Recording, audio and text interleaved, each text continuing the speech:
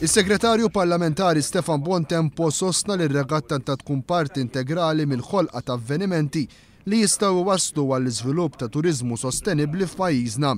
Dan hekk kif dan l-isport jista' jattira lejn iż-żona tal-port il-kbir, speċjalment lejn il-kottoniera ammont kbir ta' turisti. Bontempo saħaq li r-regatta hija parti importanti minn ħajtu għaliex huwa wkoll trabba f'żona fejn it-tradizzjoni hija waħda popolari ħafna. Qal li ser ikun qiegħed jimpenja ruħu sabiex dan l-isport jerġa' jikseb il-popolarità tiegħu u għalhekk bħala segretarju parlamentari ser ikun qiegħed jintaqa' mal-klabs kollha tar-regatta sabiex jifhem minn liema problemi għaddejjin. Jiena dilettant kbir tar-regatta, jiġifieri naf x'inhuma l-problemi apparti wara din il-press conference se nżur il-klabs tar-regatta kollha.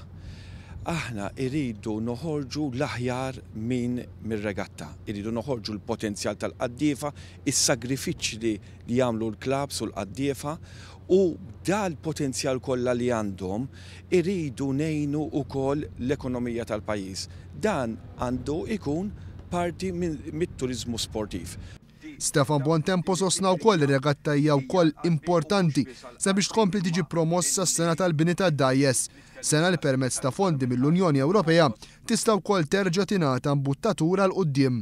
Bontempo appella wkoll sabiex il-klabs ta' regatta iħarsu lejn il-possibilità ta' ġemellaġġi ma' klabs oħra ta' qdif barra minn pajjiżna, ġemellaġġi li jistgħu jgħinu fil-ħolqien ta' aktar turiżmu sportiv.